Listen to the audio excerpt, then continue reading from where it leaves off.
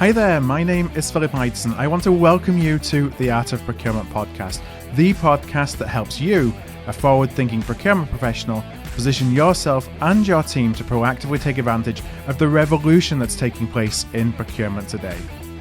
By interviewing industry trailblazers and sharing insights from our own experiences, my team and I pull back the curtain and shine a light on the strategies, tactics, and tools that procurement teams are using to elevate their impact. And today on the show, I'm proud to welcome one of the giants of the procurement industry, Thomas Udesen, the Chief Procurement Officer at Bayer and the co-founder of the Sustainable Procurement Pledge. And in today's episode, I begin by asking Thomas to share some of his procurement philosophies that have led to his career successes to date and he encourages his team to carry forward. We then talk all about the Sustainable Procurement Pledge and why procurement is so well positioned to play a pivotal role across the 3 Ps of sustainability that we talked about: people, planet, and profit.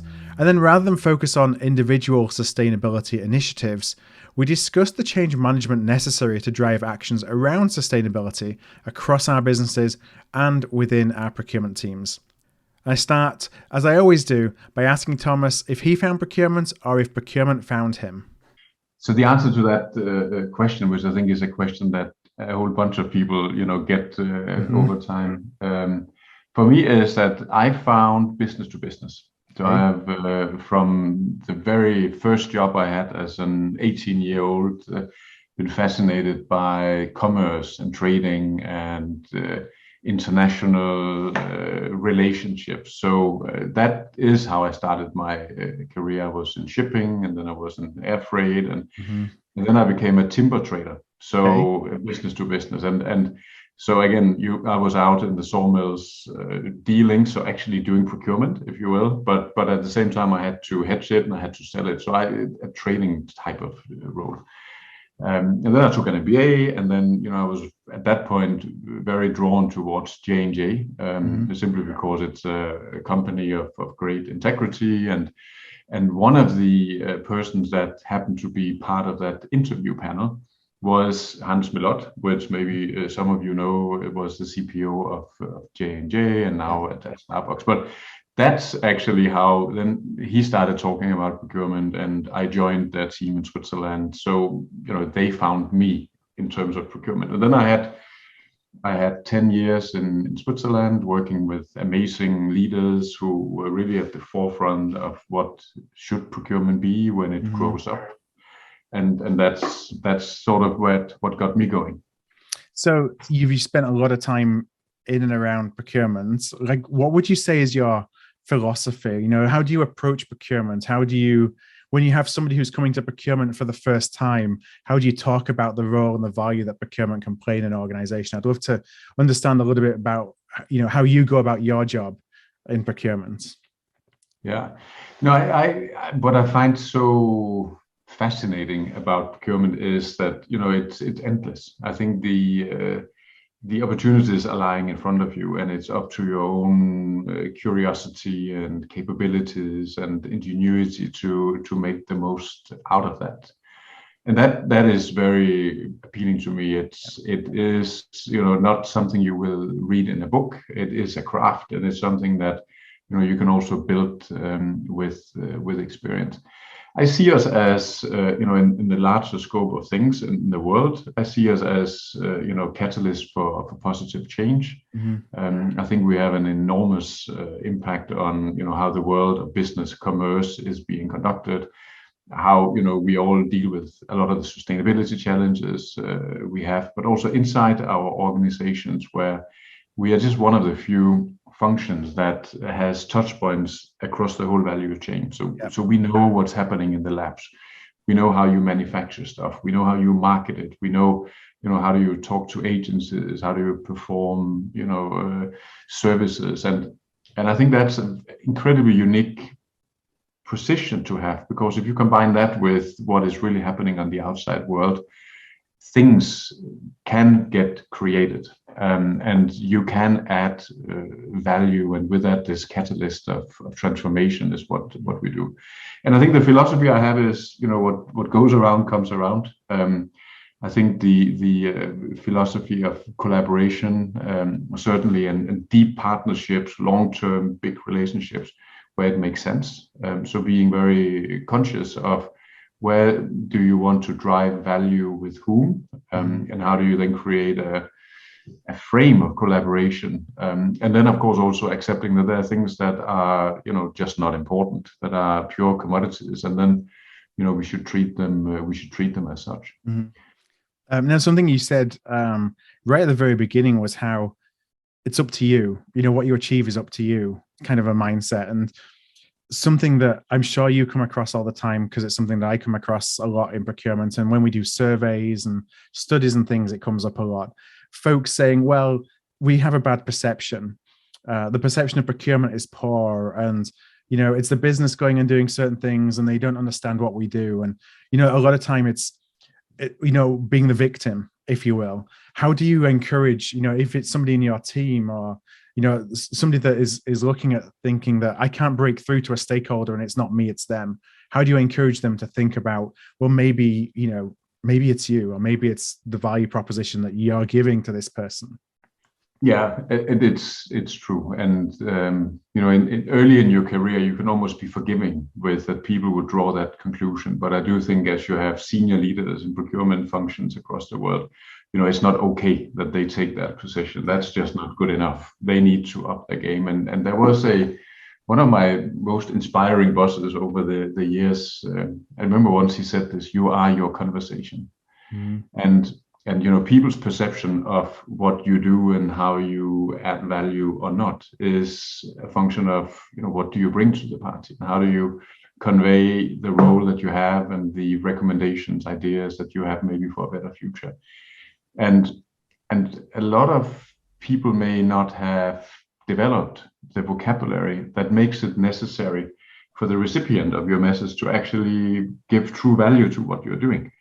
And it's a very human thing to then say, oh, it's the other person that's at fault. But actually, it's not. It's just that you are not, interesting enough, or you are not conveying it in a way that they understand, or that they understand the importance of what you are conveying. So I think this humility of putting a mirror in front that, maybe you are the problem, right? It's not always the other one. From an organizational perspective, are there things that you can do through, and I'm thinking through like communication and messaging and branding, and to kind of bring some consistency to how we speak to our stakeholders? So you're kind of doing some of the legwork, if you will. That's not to say that you can do it all from through branding and through communication and messaging, but does that help? Like, do you look at that as a tool in your toolbox to help your team have more impactful conversations with their stakeholders? I do think it's important to have a brand or a mission and a value proposition that everybody can anchor themselves towards, and when they meet business partners or suppliers, that they can refer back to that I do represent a organization that has a certain opinion about certain things, and this is what we stand for. I think that is very helpful. But more important is, of course, that you have the right conversation, and that is also then up to leaders across procurement to make sure that they have the right mix and a diverse skill set, and that you also prepare to maybe experiment a bit of who do you embrace into the function. And when you're talking to lawyers, maybe it's a good idea to have a person with a legal background, and with the marketing people, then maybe you should have a marketeer that you teach the craft of procurement. And for manufacturing, maybe you want a chemical engineer, but that we are conscious about how do you create that foundational level to have the first conversation. Yeah. Then I think, as of course people grow in their career, I do think it's important that you also expand your vocabulary, that the lawyer is then not only talking to lawyers, but at some point, we'll go and talk to the engineer in a manufacturing side, but that the entry point is one of powerful conversations. And then as people develop, make sure they get swapped around. The directs meets the indirects, means the governance and the COE, and that we can build those broad experiences, because then you actually really understand everything that goes on in a company. I think beyond HR and IT, we are the next function that has the biggest impact on organizations. If we talk about buyer, where I work, we are 100,000 people. There's 30,000 people, that are engaging with us on a regular basis.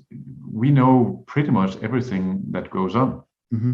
That's a powerful platform. And then again, it's up to you. What are you going to do with it? Yeah, that's so. The last thing you said there, it's up to you what you're going to do with it. That's such I think an impactful statement to sit back and think about, for all of us to think about, that you have this platform. And again, going back to it's in our hands of how we embrace that.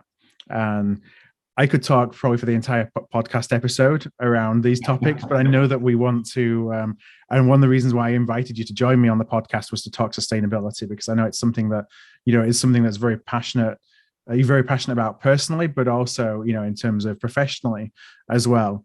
I want to start the conversation around sustainability by just asking you, because everyone can have different terminology, or different words mean different things to different people. So as you think about sustainability, what does it mean to you? So it's the three dimensions of people, planet, and profit. Mm-hmm. I think that's the triple bottom line philosophy. And that, of course, means when it comes to people, it's all the social dimension. It's human rights, it's labor conditions, it's supplier diversity. It's in a way, how do we make sure that we use our buying power to have a positive impact socially and minimize inequality? So it's definitely the people part. Then it's a planet, of course, all the environmental dimensions, scope 3, the whole initiative around carbon emissions, the road towards zero. That's a big one, but also more traditional safety, health, environment, so spillage, etc. So there's the environmental. But then I'm also clear that we have to run organizations that also has an economic return, that makes it attractive to have access to investments, have access to capital, that allows us to reinvest into innovation and new technologies, so that the power of private enterprise and the free, innovation potential of human beings is fostered as well. So it's those three. That's what I would say: people, planet, profit. There's a long answer to a simple question. No, not at all. Because somebody can hear the word sustainable and their mind will automatically just go to one element of that, or an element that's important to them, but without necessarily seeing a big picture. So I think it's important to kind of get that out there as to what can fall under that sustainability term.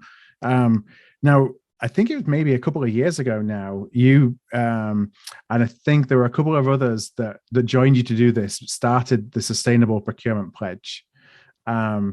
And I wondered if, again, for some context, you could talk a little bit about what that was. Like, what was the motivation to say, hey, you know what? I think that we need to bring the community together in some way to attack and to approach this challenge. Yeah, so I mean, historically, I have been, through my jobs, and of course also having been originally a timber trader, I was in Africa, I was living in Asia, I've been in the forest, I've seen what happens at the front line. So through my job, I have been always very, very close to this discussion around how do you have human progress and balancing it with environmental protection. So I think it's followed me throughout my life in J&J.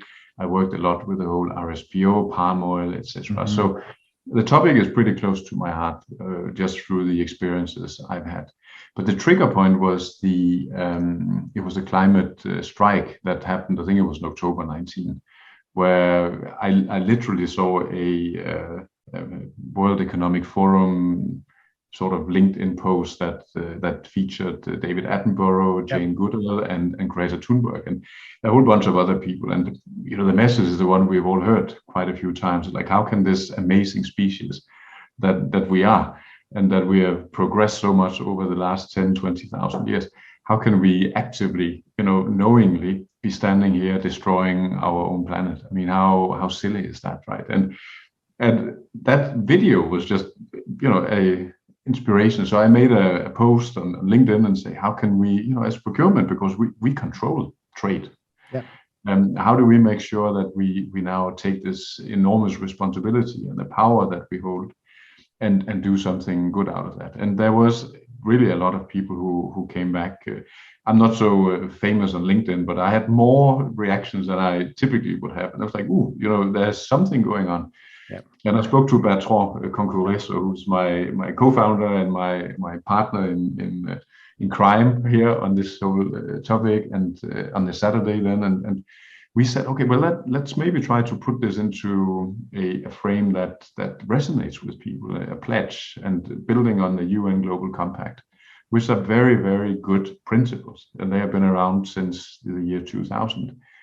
And we try to customize that, and we were very inclusive. So we had a lot of academics, we had a lot of people also from friends of our organizations that helped co-create that. And then we literally launched it, not really having any ideas of what would happen, and the world has never been the same, at least for us, ever since, because we have gotten into this startup grassroots movement where there's thankfully so many people who have confirmed that we have a problem and we have some gaps and we need some help, and then of course we have in a way been able to co-create the future of SPP, which is for procurement, by procurement. We don't like, as procurement people, I think, to have somebody tell us exactly how to do our job. Mm-hmm. We believe that in our tribe across the world, we have the knowledge. All we just need to facilitate is to, in a way, avoid this asymmetry. Because we have a lot of people who know how to do it, and we have, unfortunately, even more who needs to know. And that's what SPP is. It's just democratizing knowledge for sustainability. And since then, we have grown, and you know that right now, I think we're just close to 7,000 ambassadors, 142 countries. We had our World Sustainable Procurement Day. We have launched that equinox, for also all of us to remind the world that we are here and we are here to do good. No, I've always been, when I first saw it, I think a couple of years ago, probably like a lot of folks in the procurement space, it's like you understand the importance of and the role that we can play in supporting these initiatives, but it's like we don't really know what to do about it, or what we do about it is driven by our own organizations, and some organizations will care and some organizations will not care, particularly. And so it gives an opportunity for all of us as a profession to come together and figure out, okay, collectively, because some of these issues, I look at these issues, and in the old world of thinking, we think about them very much within the four walls of our organization. And it's like, we can't speak to anybody within our industry because that might be giving some tips or some, we may be losing some competitive advantage. But things like this go well beyond the four walls of our organization, so where we need to collaborate on an industry basis. We need to collaborate cross-industry. And so it's a way of starting to form probably those relationships as well. So at least we can start to have conversations about it. And I think that the benefit that we have had also as Bertrand, he's the president of Together for Sustainability, Bayer and Henkel and BSF and a whole bunch of other organizations created this. It's a decade ago. Mm-hmm. We decided that the sustainability practices in our supply chains, are pre-competitive. We are not going to compete and try to have a competitive advantage where the one is more, responsible than the other. And with this philosophy that an assessment on audit for one is an audit for all has been, permeated into our organizations. And that is also growing. I mean, we have SPP, we talk about big numbers, but for Together for Sustainability, which is the chemical industry, which, by the way, is the foundation for everything, in our modern life. Yeah. We have now, 10,000 suppliers that are being monitored. We have 34 members. We have 300 billions of sales. That's a big collaborative effort, and of course it shows that there are many places we should collaborate and not compete. It's I can only imagine what it took to bring together organizations of that stature to agree on not making this a competitive advantage, and kind of the trust involved in. Because if one of those organizations does something, it breaks the whole trust between all organizations. So I think it shows the commitment to the issue that organizations like that would come together and work collaboratively, at an industry level on sustainability issues. You mentioned you had the World Sustainable Procurement Day last month. What was all that about? Like, what was some of the key messages and topics and themes and and things of interest that came out and that emerged out of that day? Because you had a whole day of content related to sustainability, and I want to say you went around the clock as well in doing so. So there was an awful lot of content created, that's for sure. And it was done in supersonic speed. That's a benefit of being like a volunteer nonprofit that is driven by purpose and passion. Because it was literally, I think it was either in January or in December, we decided we need to put sustainable procurement on the map and educate the world of what we are doing and in a way help people address a lot of those topics which are out there. And we said, yeah, we'll do it. We fixed the date. It's the 21st of March, equinox, which is going to be the same date next year and the year after. So you can put that in your mind. But we then said, let's follow the sun. Let's make sure we launch in New Zealand and follow the sun with topics that are relevant for our profession. And it was around textile. It's been around labor. It's been around scope 3. We've been launching a lot of chapters across the world, and as the sun got closer to that chapter, we would have a chapter launch or a group of people coming together to talk about what is particularly relevant for them. And that's been the execution for our first version, and we had 8,000, I think it was 8,000 people signing up throughout the day, and of course all the discussions that we have captured, and we are trying to make digest and make that available for people to then also, even if they didn't make it, but that they become conversations, challenges that we will try to solve together. Yeah, I can only imagine the amount of content that you created, and also being involved in content and know how difficult it is to then distill that into really something that's actionable, because that's what it's all about at the end of the day, isn't it? Is helping people drive actions that they can take within their businesses.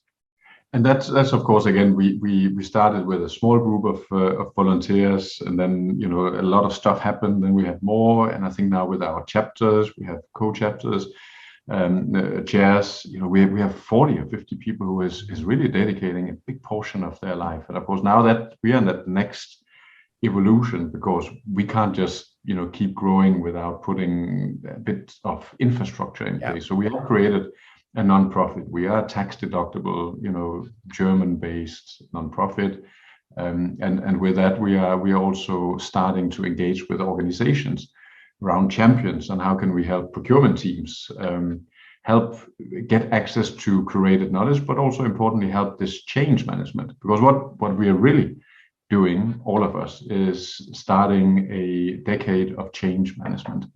And it's probably the biggest in our history. We have to change the mind and the self-belief of 1 million people of what is procurement, why do I do what I do, what are the right decisions, and how do I have the right vocabulary to explain it to other parts of the organization who may not see it like that or actually really understand why we are doing what we're doing. So it's the biggest change program I think we've been seeing in the sort of industrial age, and that's of course super fascinating, but it's also a bit of work, I have to say. Oh, I can imagine. It's probably turned into I don't want to say, it's not the right word to say it's a monster, because it's something that you want. It's something that this engagement is a positive. But when you were sat down with Bertrand thinking, okay, what can we do here? You probably didn't envisage that 18 months down the line, not at all. You would be in a position where it has so much support, but also you got to manage that support.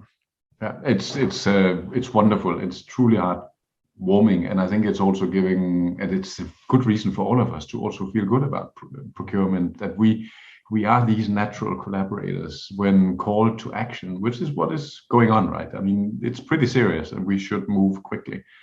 People come together from all corners of the world, and one of the things that gave me most goosebumps actually was a picture from the public procurement team in Fiji, which I never imagined that we would have friends in Fiji, and they all came together and they made a special celebration out of the World Sustainable Procurement Day.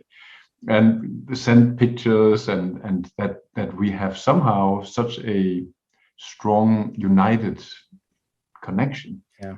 The people are prepared to, do new things. That takes quite a bit of inherent motivation to do that, and we have that inherent motivation in procurement across the world. So it's super nice.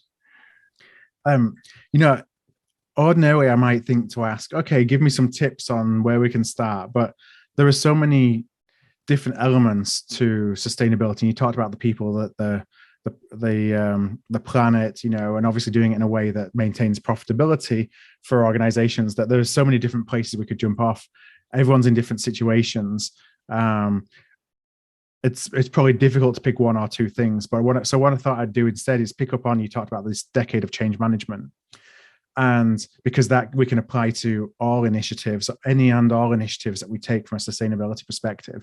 I wonder if you could share some of the things that kind of you've learned along the way in terms of best practices, or just things that you found to be effective in starting to change hearts and minds within organizations, to come to the table with sustainability or sustainable led ideas. So because I think in a lot of businesses, there's probably that conversation isn't happening, or if it is, it's still being dismissed somewhat in that, well, we can't afford to do that because it's not profitable. So how can folks start on that journey internally to make this an important matter? I think that one of the biggest dimensions that comes to my mind now is this notion that if you're doing anything around sustainability and the change management in isolation, you're probably doing something wrong. Mm-hmm. This is not a topic where everybody needs to reinvent the wheel. There are so many people out there who is progressive and who is prepared to share knowledge. So, don't try to reinvent the wheel. It's probably not the best use of your time. And what we have seen with the Together for Sustainability, but also the PSCI, so the Pharmaceutical Supply Chain Initiative, mm-hmm. which we also help co-found, is that when you bring people together on, this problem that we have that needs to be solved, the creativity that comes out of it, the engagement, employee engagement is enormous, because we all want to have a feeling that we have a positive impact. We all want to be relevant, and this is a space that is to the core of who we are, right? So I think this do it together. And then I think also this acceptance that perfection is really not going to help anybody here. Nobody has the answer, really. Yeah. We have to work together to find that, and that means there is no reason to stop moving. Even the small steps today are better than thinking about a bigger step tomorrow. So that it is a reiterative process, and that takes a bit of courage, because it is also accepting imperfection, which I think many organizations have not been the culture. In a way, it was for many years, it was the right sort of approach to say, oh, all is fine here. We have no problem. And yet we know there's 160 million children who is in some degree of forced labor. I mean, who can really say that they are not part of the problem? Nobody. Yeah. Really. Yeah. So we have to accept that there are problems out there. We have to accept that it may even be in our own supply chains, that honesty, humility has to be there, because then we can start looking for it and collaborate to also minimize that. And that sort of first step is important. We don't have to compete on everything. We will compete, of course we will, but we will also not wait for the perfect solution, because then we've lost the battle. How do you embed some of that into procurement specifically? Whether it's procurement process or whether it's leveraging technology to give you insight, because again, it's easy for businesses to say, well, we're going to attack this by making sure that there's a checkbox in our RFP where we ask a specific question, and we've done our bit, and obviously that's not doing what we need to do, and it's really not moving the needle. So how do you think about then embedding these things into your team? Yes, so a lot of the companies that are based in Germany is of course subject to a new law, which is being introduced here in January, the German Supply Chain Due Diligence Act. And in there actually lies a lot of very clear requirements of hardwiring these steps into your processes. So a lot of German companies are going to do that. Now that's going to feed into the EU, which means that most European companies will do that. And of course, if you talk to an American CPO, they will do it as well because they like to sell. So there is actually a requirement that is increasingly so that says you need to hardwire that. But I think that the real story really starts at the category level, and where we have category leaders who is responsible for a certain domain, and it's important they understand what is the impact they have on people, planet, profit, and that they in that domain then prioritize what is it that I should be looking at. Now, if you buy excipients and chemicals, chances are high that you will be focusing on a lot linked with safety and CO2 reductions, etc. But if you are in marketing, maybe it's packaging and maybe it's human rights. But so not trying to boil the ocean and do everything for everything, but being selective and conscious of where do you focus. And then having it hardwired into your contracting, your code of conducts, making sure that it's part of your matrices, decision matrices, and the RFIs, Qs. One thing which I think is happening, we've started that is, for example, the internal carbon pricing. So for capex, we have already introduced €100 per ton that we are now putting into our capex portfolio. Now, it's not very difficult to imagine that very soon we will all be looking at CO2 as a externality that becomes important into our decisions on, are we going to go for this solution or that solution? And then it's not difficult to imagine that other externalities, human rights and water, also get added to that. So the typical sort of procurement world of price, quality, delivery, all that is being expanded. And that's what is really fascinating. And that's why I think we deserve this tag of transformation makers or rainmakers, because nobody is going to be able to do that if we don't take ownership and hardwire it. Now, you talked right at the very beginning about the procurement philosophy of collaboration. Like, do you see that it's our responsibility as procurement to not necessarily, I mean, we can drive good practices through our supply chain, but it's on us to help our suppliers with some of these challenges, as opposed to saying, if you don't have them, we're not going to consider you, go and figure it out yourself. Like, what's our role to coach, to train, to develop our suppliers to be what we want them to be?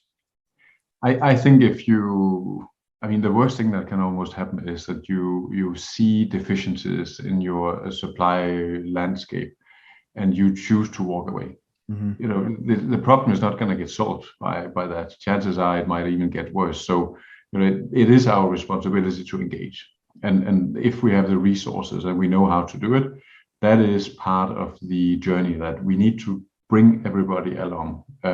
We will, of course, occasionally find companies that just doesn't want to get it, or has such a deviating philosophy that it's all maybe financial returns, and the broader societal role is totally neglected.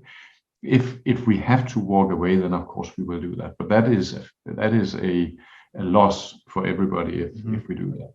And I also have to say it's super rare that it happens. I can think of maybe a handful of cases where we literally said, this is not going to work. We walk away. And that's a failure, if you will, every time we have to draw that conclusion. Well, Thomas, I know that your time is very valuable, and I want to thank you so much for joining us on the podcast today, both to talk about your background and some of your philosophy, but also, how can we start to think about sustainability and all these issues around people, planet, with that profit mindset, of course, as well.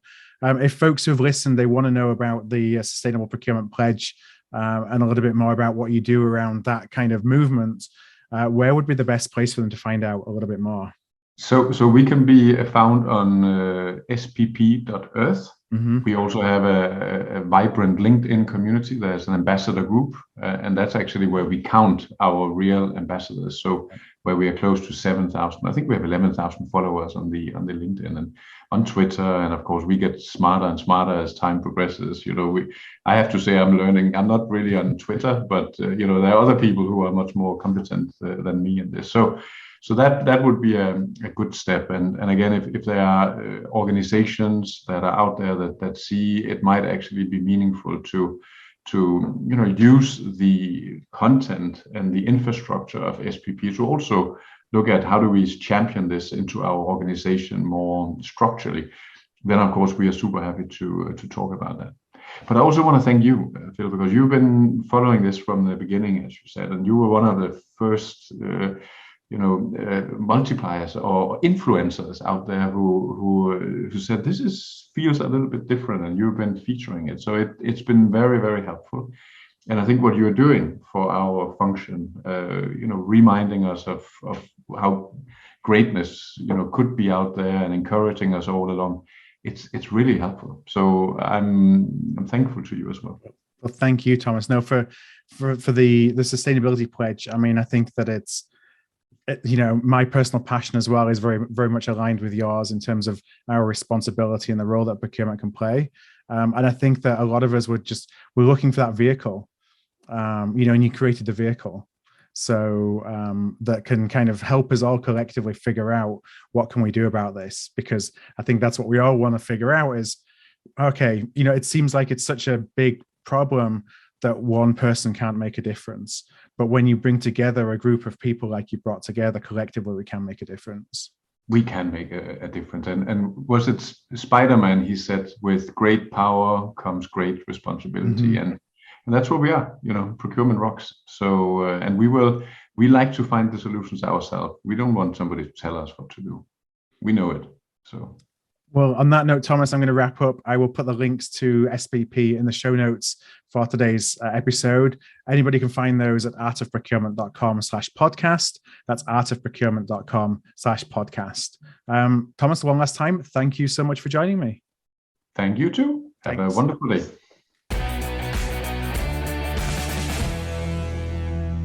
If this episode struck a chord with you, please do send it to somebody. We grow here at Art of Procurement through word of mouth, and that would be really appreciated.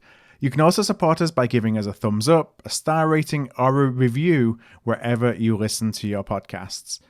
Since 2015, we've built the world's largest free resource for procurement professionals looking to elevate their impact. Our resources span podcasts like this, videos, blog posts, papers, and events.